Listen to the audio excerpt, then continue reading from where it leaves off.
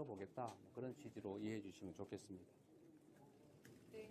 대표님 오마이뉴스 공권인데요. 아까 발표문에서 말씀해 주신 내란 정식이랑 빛의 혁명 두 가지 좀 여쭙고 싶은데 대통령 선거에 출마한 이재명 후보가 생각하는 내란 정식이라는 것은 구체적으로 어떤 것을 말씀하시는 건지, 그러니까 어떤 것까지 마무리가 돼야지 내란이 공식됐다고 생각할 수 있는 건지 알고 싶고요. 빛의 혁명을 계속 언급을 해주시는데 응원봉을 들고 광장에서 집회를 주도했던 2030 여성들에 대해서는 구체적으로 언급이 없는 것 같아요. 여성 문제를 일부러 피하는 것처럼 보이기도 하는데 좀 그 비전 발표하시는 자리니까 2030 여성 유권자들을 위한 비전을 좀 어떻게 구상하고 계신지 두 가지 좀 여쭤보시죠. 네, 하나만 아시죠?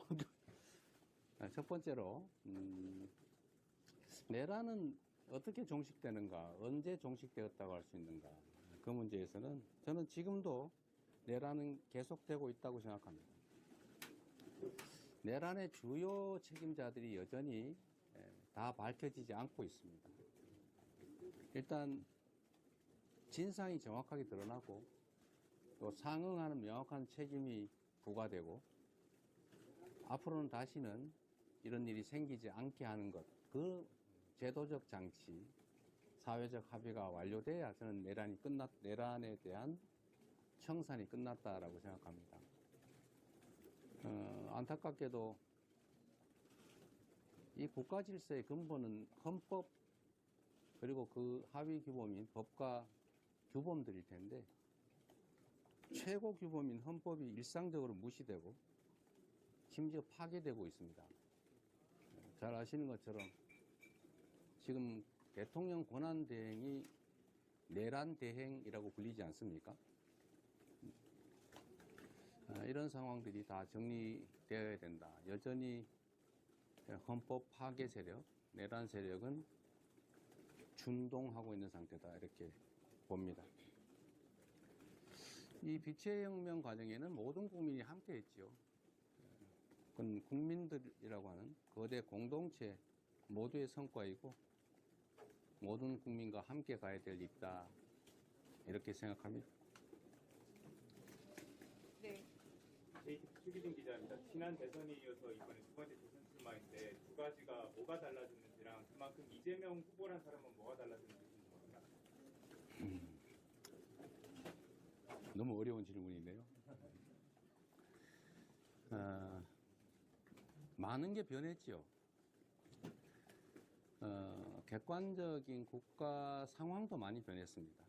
지금은 그때 당시에는 더 나은 세상을 향한 경쟁이었다고 한다면 지금은 대한민국이 나락으로 떨어지지 않게 막을 것이냐 제자리를 찾아서 앞으로 나아갈 것이냐가 결정되는 그런 국면 같습니다. 저번 대선에서는 최소한 반헌법 세력, 반국가 세력들에 의해서 저는 이 반국가 세력이라고 보죠. 진정한 의미의 반국가 세력. 이 반국가 세력에 의한 공동체 파괴의 위협, 이런 게 저번 대선에 최소한 없었습니다. 그러나 이번에는 내란이 계속되고 있다고 말씀드린 것처럼 국가 공동체를 파괴하려는 그런 시도를 하는 세력이 여전히 남아있죠. 그래서 이거는 말씀드렸던 것처럼 파괴와 퇴행의 과거로 갈 것인지 회복과 성장 발전의 정상적인 세기를 갈 것인지가 결정되는 역사적 분기점 또는 분수령 같은 거다라고 말씀드린 겁니다. 그런 객관적 상황의 차이가 있다고 할 수 있겠고요. 또 하나는 이재명이 좀 달라졌겠지요. 좀 더 절박해졌고 좀 더 간절해졌고 좀 더 큰 책임감을 느끼고 있습니다. 네, 저희 이제 종종 더 자주 뵐 것 같습니다. 마지막 질문 하나만 받고 좀 경제 질문도 좀 받아주세요. 아까 한국경제 질문 받았습니다. 네. 좀 읽어주시면 질문 받겠습니다. 죄송합니다. 아직까지 당내 경선률이 확정되지 않았는데요. 다른 주자들은 분들은 국민 선거인단 방식을 해야 된다고 말씀하시고 다만 강원 주권 시대를 맞아서 권리당원에 좀 늘려야 한다 이런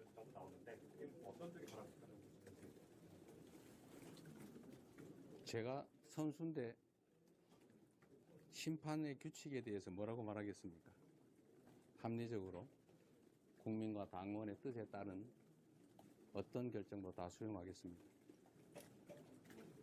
네, 경제 관련 질문에 대해서 한번 들고 왔는데 하나만 더 받아볼게요. 어제 영상이나 이런 거 보면 이제 처음에 사법 서울경제신문 송종우 기자입니다. 어제 영상과 같이 보면 이제 경제 성장과 국기 구성에 대해서 말씀하셨습니다. 그 내용을 보면 사실은 첨단 산업의 발전하는 데 있어서 개별 기업이 감당하기 어려우니 정부가 투자한다. 네. 그리고 국기 외교에서도 기업과 정부의 역할 분담이 필요하다. 기업이 강조됐던 게 참 특이하다는 네. 생각이 들었습니다. 기업과 어떤 정부의 법원을 형성한다든지 기업의 역할을 주문하신다면 구체적으로 어떤 게 될지 네. 궁금합니다. 아까 이제 최규진 기자님이 말씀하신 거와 조금 관련이 있는데, 경제 외교 상황도 많이 변했죠. 당시와 지금은 몇 년 사이이긴 하지만 경제 질서랄까 국제적 경제 상황이 완전히 달라졌습니다.